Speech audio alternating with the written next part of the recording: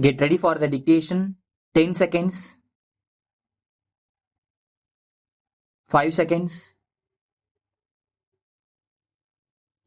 Start.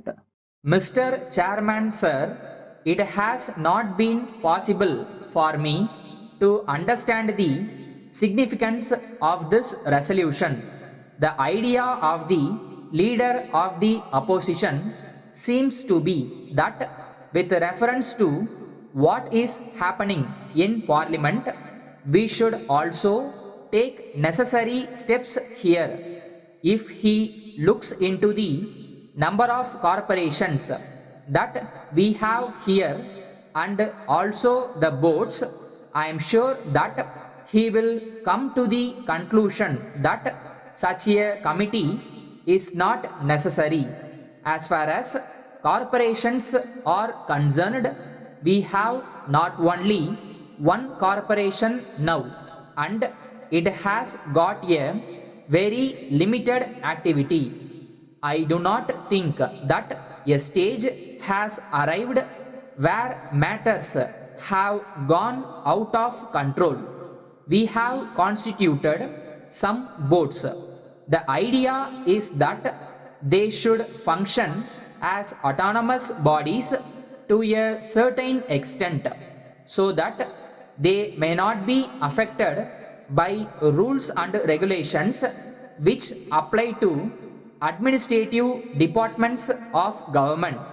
They will have to be run as commercial undertakings. We must put proper persons there. That is the important thing. Once we appoint a person, we must trust him, and if he goes wrong, we will have to take action against him. Parliaments and legislatures have a feeling that when we pass an act saying that there should be statutory corporations, they should be allowed to function in an autonomous manner.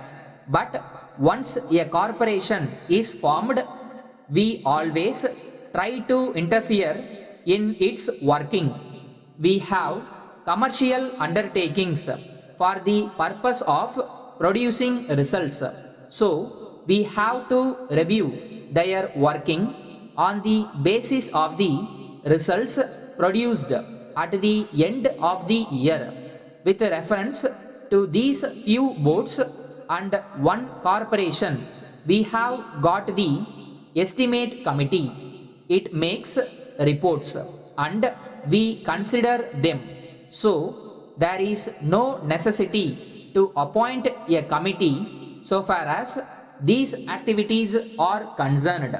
Even with reference to the big corporations which are set up in the public sector, we will have to get over the feeling that everything is going wrong and that we are not able to look into their working. I think there is such a feeling in Parliament also. Unless we give them some autonomy to function, they cannot be a success as we want them to be.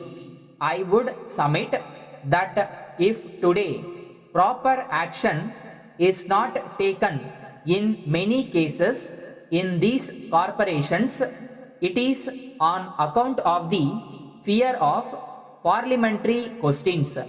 If we do not want any public sector concerns to function, we need not have them. But if we want to have them, then it is necessary that we must allow them to function freely. If these corporations are to function successfully as commercial corporations, then it is better that the legislature does not interfere in their working. If anything goes wrong, it will be possible for us to take action. That is my point of view, having known the functioning of these public corporations. In view of what I have said, I request the honorable member to withdraw the resolution. Letter dated 4th December 1980 from Gopu and Company Limited, Madras, to Messrs. Hari and Company Limited, Madurai. Dear sirs, we are obliged to you for your kind letter. We are pleased to hear that you are trying to sell the watches and clocks manufactured by you through us in this part of the country. We have great pleasure in agreeing to the terms offered by you for this purpose. At the same time, we assure you that we will do our best in the matter and that we will be able to satisfy you. In this connection, you will be glad to know that we have been selling similar goods of various manufacturers during the last several years. You will be glad to know that we have always done the business very satisfactorily. It will be a great pleasure for you to know that we have a repair section also. On account of this, if there are any complaints, they will be dealt with promptly and the necessary repairs carried out at once. This is a matter which will promote your interests. We hope to hear from you further in the matter as early as possible. Yours faithfully,